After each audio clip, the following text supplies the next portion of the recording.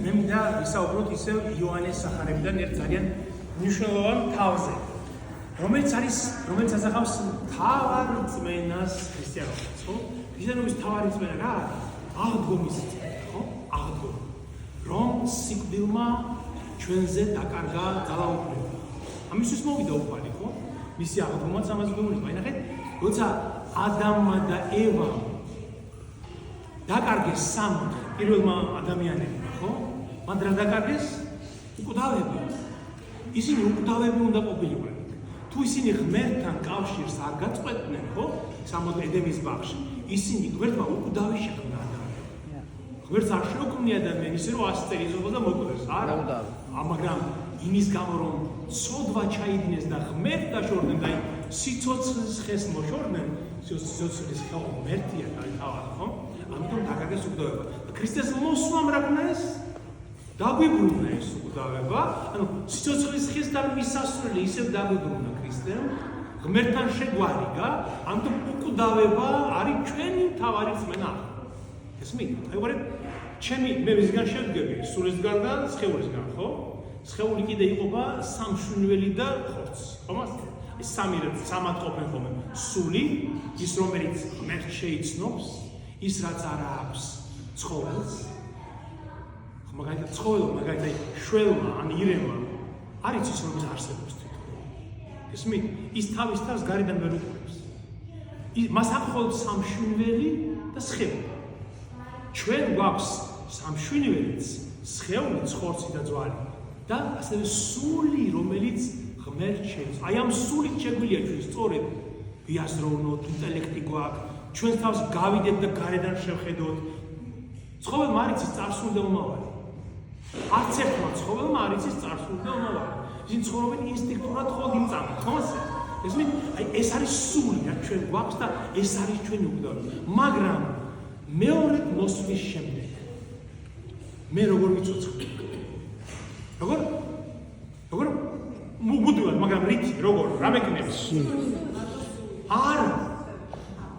სულით და სხეულით. აი ეს არის მთავარი, ესმით? რომ მეორე მოსვლის შემდეგ აღდგომა ელოდება ყველას და სულით კი არ ვიცოცხლებთ ხოლმე, მაგრამ სულით ახლა რომ გარდავიცვლებთ, სულით ვიქნებით ცოცხლები ღმერთთან იმ სამყაროში, მაგრამ მეორე მოსვლის შემდეგ ყველა აღდგება საფლავიდან და ჩემი სხეული რაც მე ახლა მაქვს შეუერთდება ისევ ჩემ სულს, ოღონდ ეს სხეული ისეთი კი არ იქნება რომ ზოგან ჭრილობა მაქვს, ზოგან კივა, ზოგან ხდები რომ დაუბერდი, ზოგან გამიწევ, არა, იქნება სრულყოფილი, ულამაზესი, ისეთი როგორიც ღმერთს უნდოდა რომ ყოფილიყო, ესმით? უკვდავი სხეული, ეს ჩვენ გვაჩვენა თავად ქრისტემ, ხო გახსოვთ? როცა მკვდრეთით აღდგა, რომ შევიდა მოწაფეებთან იმავე დღეს და გამოეცხადა, ხედავენ, თან ცნობენ, თან ვერ ცნობენ უყავს. ესმით? რომ სხვანაირი სხეული აქვს. მომეცდა რომ დაერწმუნებინა რომ ნამდვილად სხეული აქვს, მომეცდა საჭმელი გაქვს რამეო და თევზის ნაჭერი მიაწოდეს და შეჭამა. და დაერწმუნებინა რომ ის ახალი უკვდავი სხეული არის აღმდგარი. აი ასეთი სხეულები ჰქონდათ ადამსაც და ევასაც სამოთხეში. იმიტომაც არ სწვენოდა და იმიტომაც ღმერთთან ჰქონდათ ურთიერთობა. ესმით? ამიტომ უკვდავების რწმენა არ უნდა შემოშალოს ეს. სული ცოცხლი კი არ არის, არამედ თლიანი. ამიტომაც პავლე მოციქული ამბობს რომ თქვენი სამშვინველი, სული და სხეული უბიძო სუფთად შეინახეთ ქრისტეს მოსვლისას. ხომესე? აი მაგალითად ზოგიერთი ცოდვა ხო? ჩვენ სხეულით ჩავდივართ ზოგიერთ ცოდვას, ხო? მაგალითად სიძვას ხომ სხეულით ჩავდივართ. მაგრამ ეს სხეული აზიანებს ჩვენს სულსაც და სამშვენიველს. აი ეს ერთმანეთში გადაჯაჭვულია ეს ყოველი. ასევე ნახეთ, თუ სულით მე განწმენდილი ვარ სულით, ეს ჩემს სხეულზეც გადმოდის, ხო მასე? თუ მე სულით შევიცანი ღმერთი, სხეულითაც აღარ შემიძლია რომ გამისვარო, ხო მასე? აი ერთად არის, რომ ღმერთმა ასე შექმნა სამება ჩვენში ჩარიდგა, ჩვენშიც არის, ესმით? სული, სამშვენიველი და სხეული. აი ეს სამშვენიველი რა არის? სამშვენიველი არის სასიცოცხლო ძალა. აი სამშვენიველი აქვს მაგალითად ყვავილსაც. მას ხო სხეულიც აქვს, ის ღერო და ფული, მაგრამ სამშვენიველი ნიშნავს შვინვას, აი სიცოცხლის სუნთქვას. ის ცოცხლობს.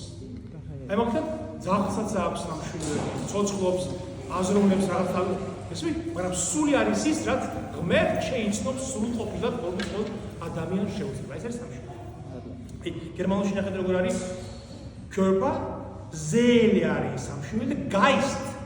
Geist არის სული. Geistliche Wissenschaften, იმიტომ რომ სული იცნობს იმ უმაღლეს მეცნიერებას, ხო? ხომასე? და ეს მე-11 თავი არის ზუსტად გვერდით აღდგომაზე, რომელიც ისრაელში იხილეს და მაგრამ ზოგიერთმა მაინც არ იწუნა. აუთ ქრისტეს აღდგომა კი არა. ქრისტემდე კიდე ერთი კაცი აღდგა, ქრისტემ აღადგინა მკვეთრით, მაგრამ იხილეს, მაგრამ მაინც არ იწუნეს. რა, ამიტომაც ამბობს ქრისტე რომ ბოროტ და მემრუშე მოდგმას ითხოვენ სასწაულს, მაგრამ არ მიეცემათ სასწაული, რადგან აზრი არ აქვს მათთვის სასწაულს. იმიტომ რომ თუ ბოროტია კაცის გულის სასწაულს იხილავს, მაგრამ მაინც არ იწუნებს ღმერთისას. და მოხდა ასე. ეს მინდა ეს სახარებიდან ეს მე-11 თავი განვიხილოთ დღეს. მოხდა ასე, რომ ბეთანია იყო ასეთი სოფელი, იერუსალიმთან ახლოს, დაახლოებით 12 კილომეტრია დაშორებული ბეთანიამდე, რასაც არის ეს სოფელი, მლოცველებმა იციან და იქ ცხოვრობდნენ ლაზარე და მისი ორი და მართა და მარიამი. იყო ოჯახი ასეთი, რომელიც მეგობრობდნენ იესო ქრისტეს. იესოს უყვარდა ისინი. როგორც ჩანს, მისი ტოლები იყვნენ ან რაღაც ურთიერთობა ჰქონდათ და უყვარდა ეს ოჯახი ძალიან და ქრისტე სხვაგან არის წასული გალილეაში და მას ატყობინებენ, მოვა, კაცი ადამიანები მოვლენ, იქიდან გამოგზავნილები და ეტყვიან, რომ ლაზარე, ბეთანიელი ავად არისო, ძიმეთ არის ავადო შეატყობინებენ. და მისი დები გამოგზავნიან კაცს. და დებმა კაცი გაუგზავნეს იესოს და შეუთვალეს უფალო, აჰა, ვინ შენ გიყვარს ავად არისო. ანუ უყვარდა ის ლაზარე იესო ქრისტეს. ეს რომ გაიგო იესომ თქვა ეს ნეულება სასიკვდილო კი არ არის, არამედ რათა იდიდოს ღმერთის ძე მისგან. არ მოკვდება ლაზარე ამბობს უკანი. ეს იმიტოა ლაზარე ავად რომ ღმერთის ძის დიდება გამოჩნდეს აი ამ სნეულებით, რაც აქ მოხდება ახლა. იყვარდა იესოს მართა, მისი და ლაზარე, ანუ მათი ძმა. და როცა გაიგო ავად არისო, 2 დღე კიდევ დარჩა იმ ადგილას, სადაც იყო. რა წარმოიდგინეთ, ლაზარე ავად არის. ისინი სანამ ჩამოვიდოდნენ, დრო ხო უნდათ რაღაცა, ხო, 1 დღე მაინც. გააგებინეს და იესო არ წავიდა მის დასახმარებლად, 2 დღე კიდევ დარჩა იქ. განგებაკეთებს ამას, ვთქვათ, რომ ლაზარე მოკლეს. რომ შემდეგ აღადგინოს მკვეთრით და მათ იხილო დიდება ღმერთის ძისა. ხოლო ამის შემდეგ თავის მოწაფეებს უთხრა, ავდგეთ და ლավ წავიდეთ იუდეაში. უთხრეს მას მოწაფეებმა, რაბი, იუდეველები ახლახან გეძებდნენ ჩასახვალად და კვლავ იქ მიდიხარ იერუსალიმში, რამდენჯერმე უკვე დაუპირეს მას მოკლა. და ქრისტე ამბობს, იერუსალიმში წავიდეთ ისე. და მოკლავენ შენი იქ ისე იქ მიდიხარ? მიოგო იესომ განა 12 საათი არ არის დღეში? ვინც დღისით დადის, არაფერს წამოკრავს ფეხს, ვინაიდან ხედავს ამ ქვეყნის ნათელს, ხოლო ვინც ღამით დადის, წაიბორძიგებს, ვინაიდან ნათელი არ არის მასში. ხედავს ამბობს, თუ კეთილ საქმეებს ემსახურები, შენ ნათელში დადიხარ და სანამ ღმერთი არ დაუშვებს, რომ შენ რაიმე შეგემთხვას, არაფერი არ შეგემთქვა. და თუ ბნელში ხარ და ბოროტებას ემსახურები, კაცმა არ იცის, როდის დაიღუპე. ეს მე დაიცამს რომ მე ნათელში დავდივარ, ღმერთის საქმისთვის დავდივარ, სუდა თუნდაც მოკლას მიპირებდნენ იერუსალიმში, მე ჩავალი ერთხელ ოჯი რატჯერ, სანამ არ მოვა ის ჩემი დრო, რისი ჭვარცმის. აი ამას ეუბნება მათაც. რომ მათაც შემდეგ რწმენა ჰქონდეთ, რომ განსასწრელი მათაც ექნებათ, მაგრამ სანამ არ მოვა ამ ქვეყნიდან გასვლის დრო, ყველს ვერავინ არ დაადებს მათ მოსაკლავად. მართლაც ასე მოხდა მისი მოციქულების თავზე. ესა თქვა და ამის შემდეგ უთხრა მათ, ლაზარემ, ჩემმა მეგობარმა მიიძინა, მაგრამ მივალ და გავაღვიძებ მას. აქედან სიტყვათა თამაშია. სახარება ხო ბერძნულად არის დაწერილი. მიიძინა და მოკვდა ერთ სიტყვა ბერძნულში, როგორც ჩვენთან, ხო? განისვენა და დაისვენა, ხო? გავს ერთმანეთს ეს თქო, ხო? როცა ადამიანი ისვენებს, როცა გარდაიცვალა განისვენა. და ესეა ბერძნულში ზუსტად და უფალი ამბობს, რომ ჩემმა მეგობრებმა ლაზარემ მიიძინა, და ამათ გონიათ რომ ისვენებს, განისვენებს. და უთხრეს მოწაფეებმა, უფალო, თუ მიიძინა ესე იგი განიკურნება. ანუ ამათ გონიათ რომ კაცი როცა დაეძინება სტეულების დროს, ესე იგი უკეთესად არის, ხო? ძამძიმეთ აღარ ეს თუ დაიძინა, ესე იგი ვერ მიხვდნენ რომ ქრისტე მიწის რომ ლაზარი უკვე მოკოდა. შორს არის მაგან. მაგრამ იესო მის სიკვდილს გულისხმობდა, მათ კი ეგონათ ძილით მიძინებისთვის ამბობდა ამას. მაშინ იესომ გარკვევით უთხრა მათ, ლაზარე მოკოდა. და მიხარია თქვენს გამო, რომ იქ არ ვიყავი, რათა ირწმუნოთ, მაგრამ ადექით და წავიდეთ მასთან. მე მიხარია რომ მოკოდა და იქ არ ვიყავი იმ დროს, რადგან თქვენ იხილოთ დიდება რაც მოხდება ახლა. უთხრა თომამ, ტყუპისცალად წოდებულმა, თანა მოწაფეთ, ჩვენც წავიდეთ და მასთან ერთად დავიხოცოთ. თომა ხომ ესეთი ეჭვებარება ყველაფერში, ხო და თომა რასაობს ნახეთ და ახაც ჩანს მისი ხასიათი. წავიდეთ და დავიხოცოთ მაშინ, იმიტომ რომ ვერ ხვდება რასაობს უფალი. წავიდეთ და დავიხოცოთ, არ ჯერა რომ რაღაცა უნდა მოხდეს. და როცა მივიდა იესო, ნახა რომ ის უკვე 4 დღე წევს საფლავში. ლაზარი ამ დროს გაუმარხავთ, ნახეთ, 5-6 დღე გავიდა როგორც ჩანს, ხო? ისინი მოვიდნენ, ქრისტე 2 დღე დარჩა არ წავიდა, შემდეგ რომ წავიდა, ხო 1-2 დღე დაჭირდებოდა, 4-5 დღე გასულა. ლაზარი უკვე გარდაცვლილა იმ ამასობაში და დაუგრძალა. იუდეველები ხო იმავე საღამოს ბრძალავდნენ მიცვალებულს მზის ჩასვლამდე. და ნახეთ როგორ არის საქმე? 3 დღის განმავლობაში იუდეველებს ესეთი წესი ჰქონდათ. ყოველ დღე მიდიოდნენ საფლავში, რომ ენახათ მიცვალებულს. საფლავი მიწაში კი არის, როგორც ჩვენთან არის. არამედ კლდეში იყო გამოჭრილი ოთახი და ამ ოთახში დახრილიყავი და შესულიყავი და იქ იყო ქვის დასაწოლი გაკეთებული და მიცვალებულს შესუდრულს ამ კილოებით იქ დაასვენებდნენ ხოლმე. რატო? იმიტომ რომ იუდეველებმა იცოდნენ რომ კლინიკური სიკვდილი არსებობს. და შეიძლება არ იყოს აკუთარი. ამიტომ 3 დღის განმავლობაში ყოველ დღე მიდიან და ნახულობენ მიცვალებულს. მეოთხე დღეს უკვე სხეული იწყებს გალურჯებას, ხო?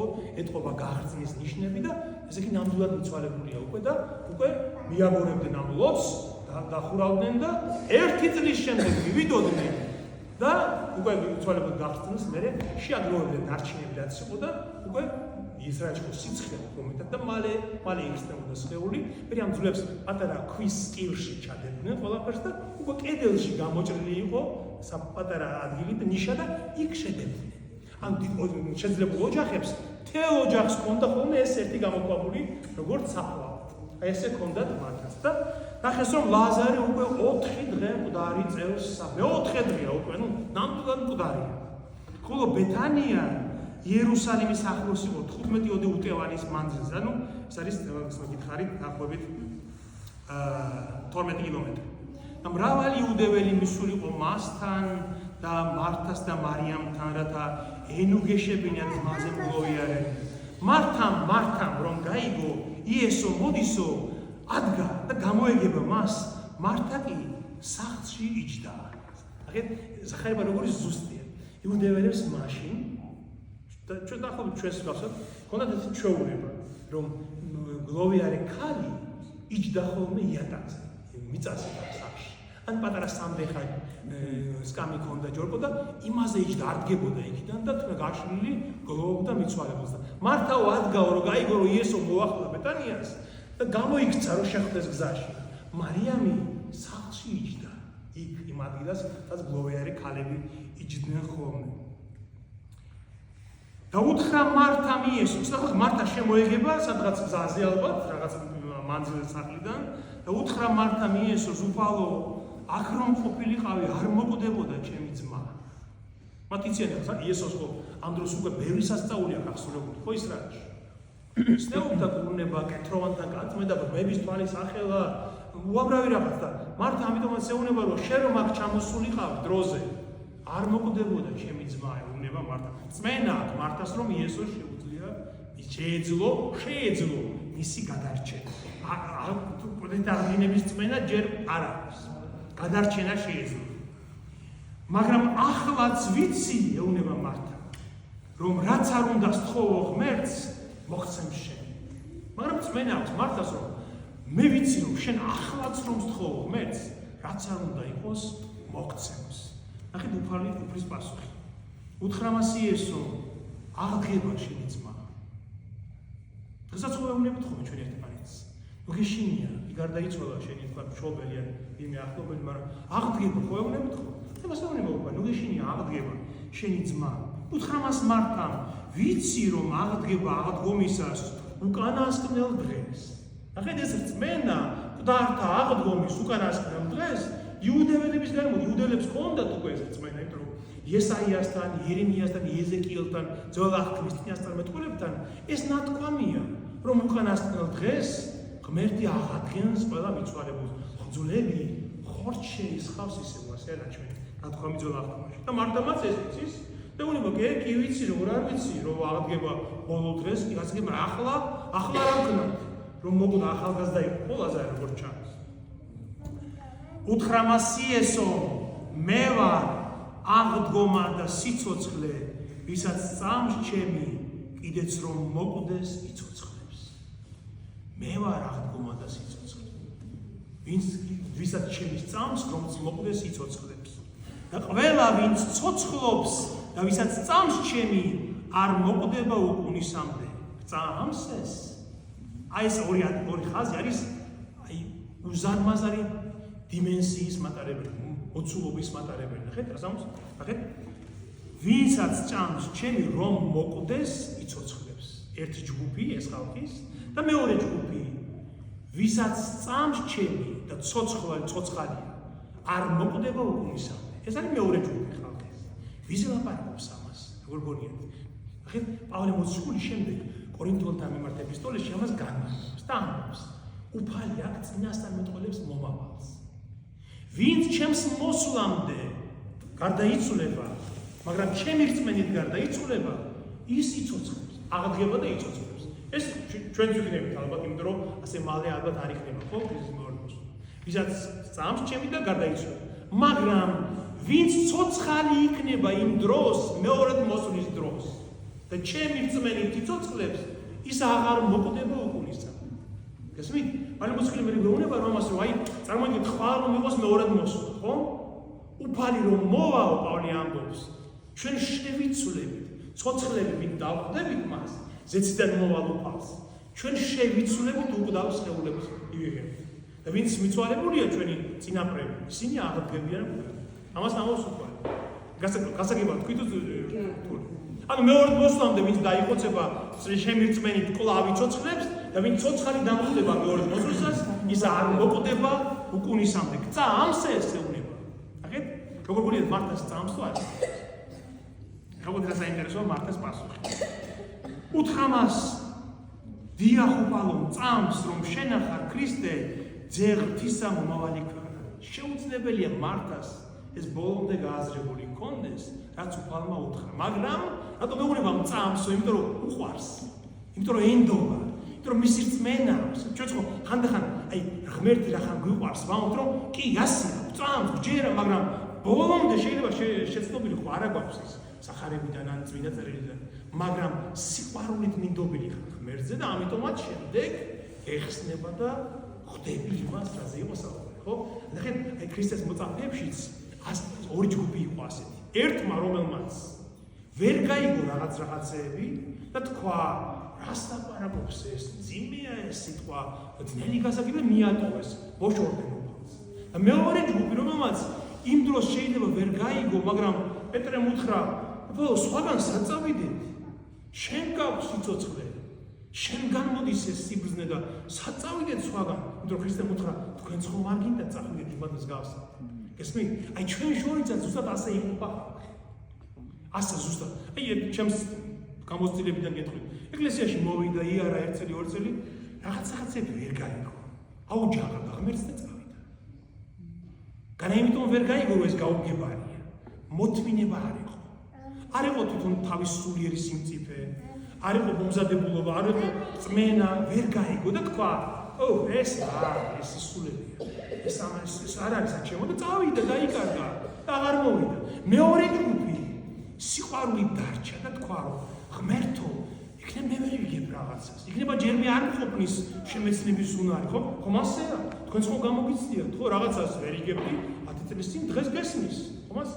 აი ამას თავს ეს მართას მაგალითი რომ წამს უფალო მე წამს რომ შენ ახარ ქრისტე ძეღთისა ეგრევე მაგრამ თავისთავად მას ბოლომდე ეს არ აქვს გააზრებული ეს რომ თქვა გაიქცა და დაუძახა მარიამს თავის დას და საიდუმლოდ უთხრა მოძღვარი მოვიდა და გეძახის შენო თავის დას მარიამსაც დაუძახა ხოლო ის ამის გაგონებაზე ადგა და გასწია მისკენ რომ გამოიქცა მისკენ ვინაიდან იესო ჯერ კიდევ არ მისულიყო სოფელში არამედ იმ ადგილას იყო სადაც შეეგება მას მართა და მართას უნდა რომ მარიამი წაიყვანოს უფალთან გეძახისო უთხრა თუმცა არ ჩანს რომ მარიამს დაუძახია უყარო თქვი უფალს მაგრამ ის თავად გაიქცა და ისიც მოიყვანა რომ უფალი გეძახისო ხოლო იუდეველებმა რომლებიც მასთან იყვნენ სახლში და ანგეშებდნენ მას დაინახეს რომ მარიამი საჩეროდ ადგა და გაიქცა გარეთ და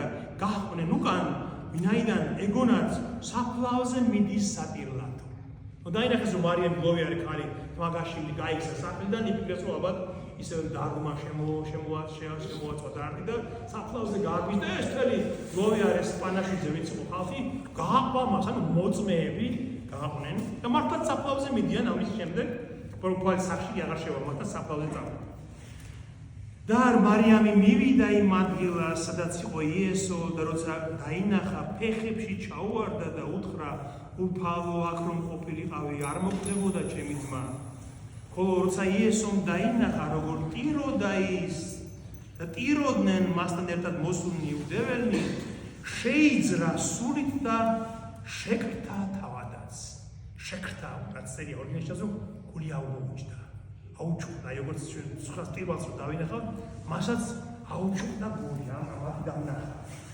ეს რატო წერს ამას ნახეთ იოანე იმიტომ რომ იოანეს სახარება არის აპოლოგია არის საბრძოლო წერილი ებრძვის ვის პირველ საუკუნეში იყო ძალიან გავრცელებული სექტა ერეტიკოსების რომლებიც ამბობდნენ რომ ტყუილია ღმერთი არ განკაცებულა მას კაცის სხეული არ მიუღია გნოსტიკოსები ერქვა ამათ და ფილოსოფოსები იყვნენ გესმით აი ფილოსოფიურად უდგებოდნენ ამას ღმერთი მართლა კი არ განკაცებულა ეს ფილოსოფიურად უნდა გავიგოთ რომ აი კარგი აზრებია, კაი იდეებია, კარგი კონცეფცია, გესმის? ეს საშინელი ერესი იყო, იმიტომ რომ მთელ სახარებას აზრი ეკარგება მაშინ. თუ ღმერთი არ განკაცებულა, მაშინ ვინ ეწვაჯვარს? მაშინ ვინ აკეთებს ამ ყველას? ამიტომაც წერს იოანე რომ გული აუჩუქდა, იმიტომ რომ ადამიანი იყო, ეს ხო აბსოლუტურად ადამიანური თვისება, როცა გული ამოგიჯდება შენს, როცა ტირალს დაინახავ. და უთხრა უფალმა, სად დაკრძალეთ ის? სად არის მისი საფლავი? უთხრეს მას უფალო, მოდი და ნახე და ყველაზე მოკლე წინადადება მთელ წმინდა წერილში და ატირდა იესო. როცა საფლავისკენ მიდივან ეს ტირალი ხალხი ატირდა თავადაც იესო. ტირილი მხოლოდ ადამიანს შეუძლია, ის განკაცებულია ღმერთი, განკაცებული რომელიც ტირის ადამიანებთან ერთად. ხოლო იუდეველები ამბობდნენ, უყურე როგორ ყარებიაო იგი. ზოგი მათგანი კი ამბობდა, ნუ თუ არ შეეძლო მას, ბრმისთვის თვალის ამხელს რაიმე ეღონა, რომ ესეც არ მომკვდარიყო.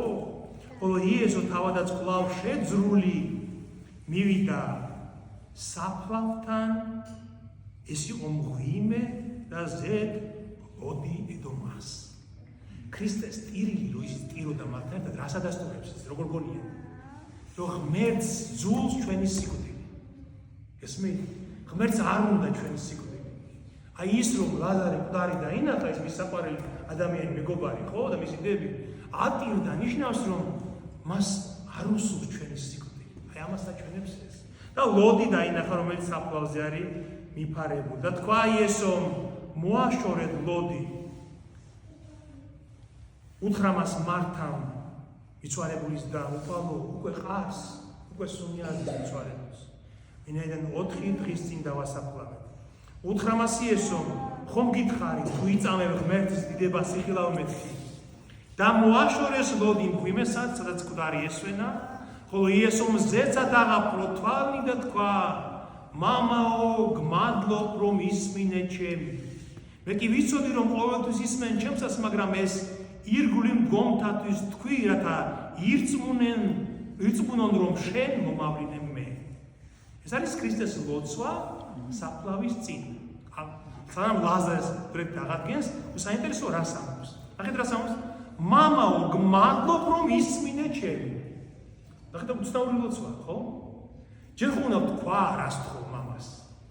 ხო უნდა წესით როგორ ლოცულობ ჩვენ. ჩვენ მამაო ესა და ეს მინდა და მე როცა გმადლობ რომ ისმინე ჩემი. ქრისტეს ხო არ უთქვია, რომ არ უთქვამს რომ მამაო, გთხოვ დამეხმარე ლაზარე აღვადგინო. პირდაპირ ამბობს, მამაო, გმადლობ რომ ისმინე ჩემი. ხო არ ლოგიკურია, მაგრამ რატომ ამბობს ასე? იმიტომ რომ მან იცის რომ თვითონ რა განზრახვაც აქვს, მამასაც იგივე განზრახვა, თხოვნ ამას არ ჭირდება. ანუ მამა ღმერთის და ძე ღმერთის ნება ერთი და იგივეა. ემთხვევა ერთმანეთს. ამიტომ პირდაპირ ამბობს, რენიცავსე, მამაო, გმადლობ რომ ისმინე ჩემი. მან იცის რომ წყალი არ გაუვახოს, ესმით, რომ მამის და ძის ნება ერთი და იგივე. ეს არის დოგმატი. ესმით, აი ახსნათ, ბარი. ცოტა ბევრი აღარ დაჭირ.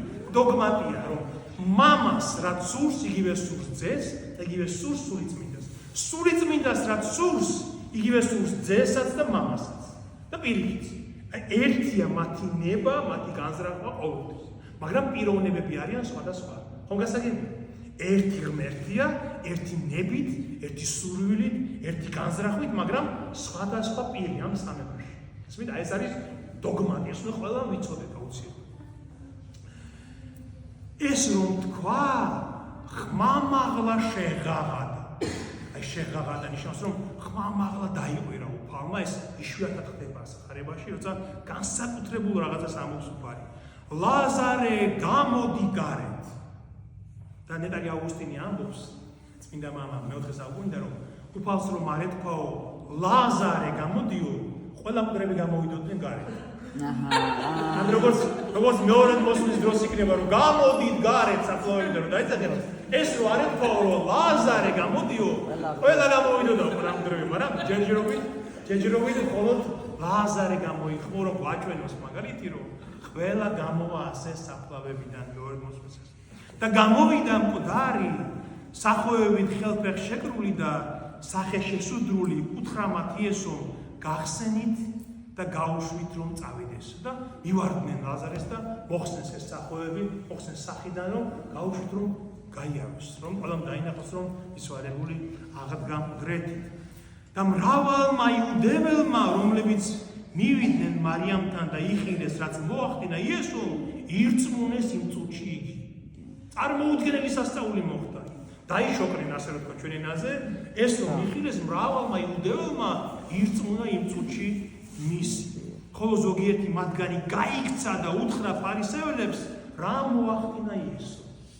აი ეს გაოგნებულები ტაძარში გაიქცნენ ფარისეველებთან და უთხრეს რომ მკვდარი აღადგინა საფლავისაგან. რომ ჯერ ასეთ რამე ხესე საჯაროდ არ მომხდარა. სინაგოგის მთავრის ქალიშვილი აღადგინა, რომელიც ხვდებოდა სხვები, მაგრამ აი ესე 4 დღის მკვდარი უკვე გახსნას რო იწყებდა, არ მომხდარა და გაოგნებულია მთელი იერუსალიმი. მაშინ ნახეთ ხა რა საშინელი ტრაგედია იწყება, რა საშინელი ამბავი. მაშინ აი ამ ამბის გამგონილებმა დამაყოვებმა შეიკრიბნენ მღვდელმთავრები და ფარისევლები, სინედრიონი შეკრიბეს მათ კრება მღვდელმთავრების. და თქვეს, რა ვქნათ? ეს კაცი მრავალ სასწაულს ახდენს. თუ თავის ნებაზე მიუშვებთ, ყველა იწამებს და მოვლენ შემდეგ რომაელები და წაგვართმევენ ჩვენს ადგილ მამულსაც და ხალხსაც. ანუ პრობლემის წინაშე განან ეხლა ეს ერის, ასე ვთქვათ, მთავრობა. სინედრიო ხო, მაშინ ისრაელის მთავრობა იყო, ხო? ეროვნული მთავრობა იყო სინედრიული. ისე რომაელების მიერ დასმული მართველი ყავდათ პილატე, ხო? მაგრამ ეხლა ესენი რა ლოგიკა, რა საშინელი ლოგიკაა შეხედეთ. ეხლა ამას თუ ხალხმა იწამა იესო ქრისტეო, მეფედ აღიარებენ მას. იუდეის მეფე გახდებაო იესო. გაიგებენ რომაელებიო, რომ თურმე ისრაელს სხვა მეფე ყავსო.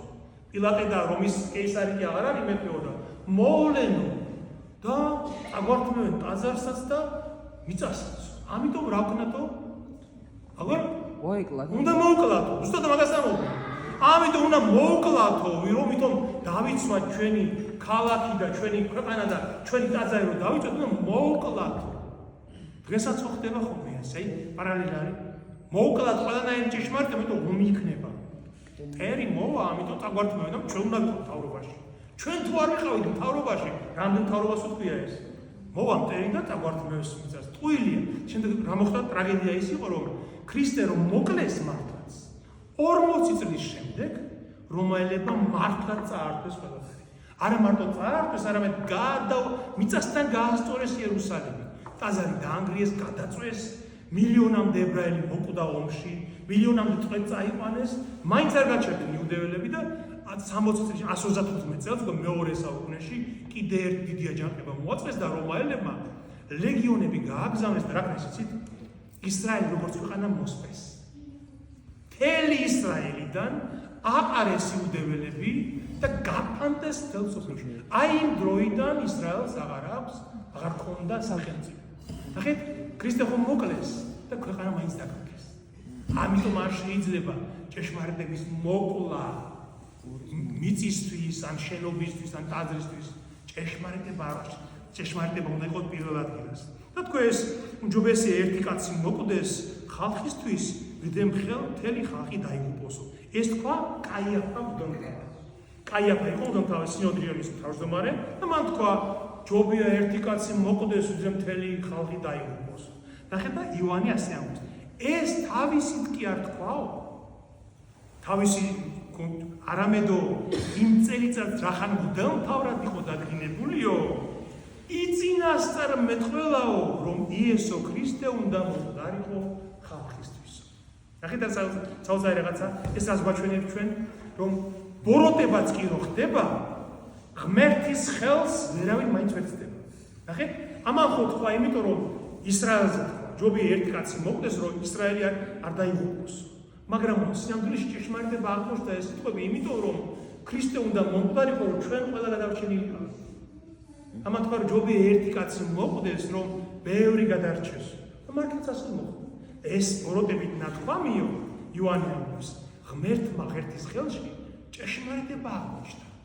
რომ მართლაც ქრისტე მოკვდა და ჩვენ გადავარჩით ისი სიკვდილით და ჭვარცმით ძალიან ბევრი. იმ დღიდან შეითქმნენ, რომ მოეკლათ იგი. ამიტომ იესო აშკარად ვეღარ დადიოდა იუდეველთა შორის, არამედ წავიდა უდაბნოს მახლობელ მხარეს ქალაქში, რომელსაც ჰქვია ეფრაიმი და იყო იქ თავის მოწაფეებთან ერთად. უახლოვებული იყო იუდეველთა პასექი და იმ მხრიდან მრავალი ავიდნენ იერუსალიმში პასექის წინ განსაცმენდად. ეძებდნენ იესოს და ტაძარში მდგომი და ერთმანეთს ეუბნებოდნენ, როგორ გონიათ, მოვა თუ არა დღესასწაულზე. ვინაიდან მღვდელმთავრებსა და ფარისევლებს ებრძანებინათ, თუ ვინმე გაიგებდა სად იყო იგი, ეცნობებინათ მათთვის, რომ შეეპყროთ იგი. ასე მთავრდა მეტერპეტარი. ახლა რა მოხდა? ეს ლაზარეს აღდგენება როდის მოხდა? ქრონოლოგიურად.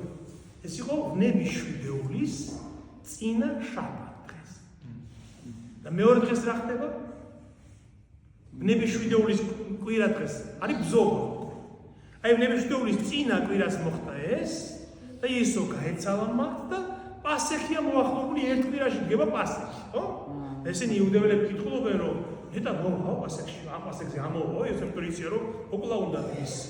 და ბრძოლას უკვე იჯდება ვირზე კვირა დღეს და დიდებით შედის იერუსალიმში, ხო?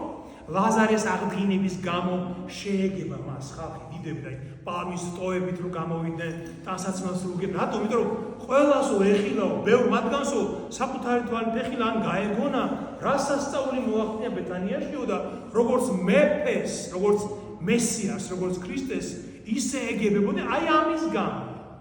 რომ ლაზარე აღადგინა მკვდრებით და როგორც მეფე ისე მიიღეს იერუსალიმში შევიდა ფაქტიურად დასაკლავად შევიდა კრავი თავის ქალაქში. და ნახეთ, კვირას ხომ შევიდა, 5 დღეში მას კლავენ. პარასკევს უკვე ჭვარცმა და მას მოკლავენ და აღდგება მკვდრებით მესამე დღეს. სანამ ქრისტე ამ ქვეყანაზე იყო, ერთ ადგილას ლუკას მე-15 თავში ის ამბობს ესეთ ამბავს, რომ დიდარის და ლაზარეს ამბავს. გახსოვთ, დიდარის ფუფუნებაში ცხოვრობდა, ლაზარების კარის წინ იტანჯებოდა მშიერი, ავადმყოფი კაცი იყო, ფეხები დაწნულებული ჰქონდაო და არ შეეძლო არაფერი და დიდარი არ იწყალებდა მას. და ლაზარე რომ გარდაიცვალა, წაიყვანეს აბრაამის 64-ში წაიყვანეს ლაზარე.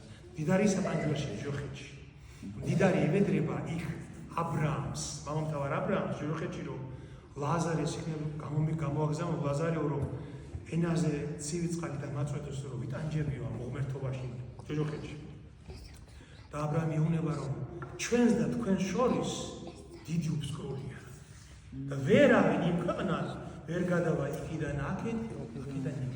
ეს ზღაპრები არასდროს დაიჯეროთ რომ ანგელოზი ჩამოეშვება, ფას ჩაყოფს და ჯოხიდან ამოიყვანს. ეს ტყუილებია ყველაფერი, გესმით?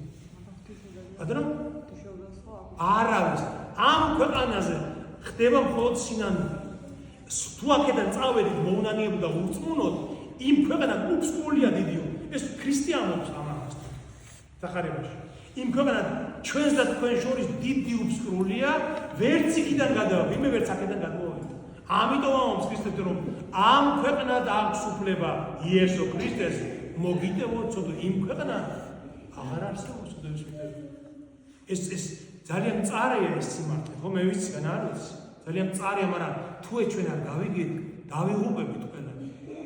თელ ცხოვრებას უღმერთოდ გაატარებს კაცი, უღმერთოდ.